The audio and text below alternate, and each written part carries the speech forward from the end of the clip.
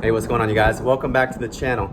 Now, I'm outside in my garage today just doing a little maintenance and upkeep on the boat, and I had a subscriber reach out to me and said, hey Dan, I cannot get my hands on any of these things. It seems like everyone online is sold out. If you go through Bass Pro, Walmart, Dick's Sporting Goods, Academy Sporting Goods, it looks like a tornado has completely gone through.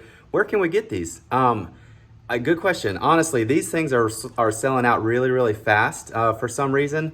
But if you can't get these, or if you have these and you're out fishing on the water and you run out and you use your last one, let me show you what an alternate is. Actually, it's what started the whole Texas tie revolution. All right, so let me show you how to make this thing real quick. So we're gonna start off with just a standard 4/0 bass hook or an offset worm hook. Now it's got the little keeper bend here. Z-Man makes one as well. They call them their chin locks. This would be where their quote unquote chin lock is. But it's just a wide hook, or sorry, a wide gap bass hook. Now the knot I'm using is a loop knot or Rapala knot. You can use either one. But I tie this knot on every single one of my hooks, whether if I'm using an exposed hook or a weedless hook, anytime I'm using artificials. Because with that, you guys can see how that little knot right there moves around. It will allow this hook to articulate. So as you're swimming your bait is going to be able to naturally move around in that current and get a lot more attention, as opposed to just a regular old fisherman's knot that's tight. It's not going to have as much movement. So definitely use these loop knots or Rapala knots and bring your artificial bait to life. Now the leader material I'm using is just this. It's Andy's 20-pound monofilament. You can get this stuff everywhere. It's extremely cheap and good quality.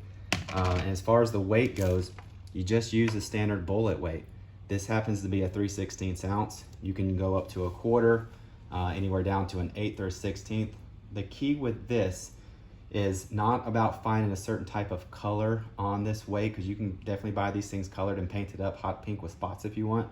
The key is to get enough weight in this so your lure stays down on the bottom. So as you're bumping your rod and you're jigging this through the water column, you're feeling this thing hop on the bottom. If you're not feeling the bottom, one, you don't know what structure's below you. So if you're trying to stay near the oysters, you don't know if you're on them or if you're over the sand. But you need to feel the bottom, because that is where these fish are going to be feeding. So use enough weight to get it down to the bottom, but not much more, because if you use too much weight, then when you jig it, this thing is going to dart up and dart down really fast, and that is not a natural movement. So remember, weight is more important than color of the jig head. So to rig this thing on, last step right here, you guys just put it through the top, and it's going to sit and look just like that. Now that is a Texas jig. This is an Jig Strike Texas side jig. You basically have a bullet weight shaped head, You have that loop knot that's letting you have that articulation. You have a round metal clasp that's allowing it to have that articulation. You have a keeper, and you have a 4/0 wide gap worm hook. These things are basically the exact same. These are just much more expensive because they're convenient. These you have to tie up yourself. If you want to save yourself some money, you can go out and tie a bunch of these already up. Take the paper towel roll once paper towel is completely finished, and you can hook them into the edges of the paper towel roll, and you can keep them all basically held up together just like that and put it in a Ziploc bag, and you're good to go. I used to do that for years.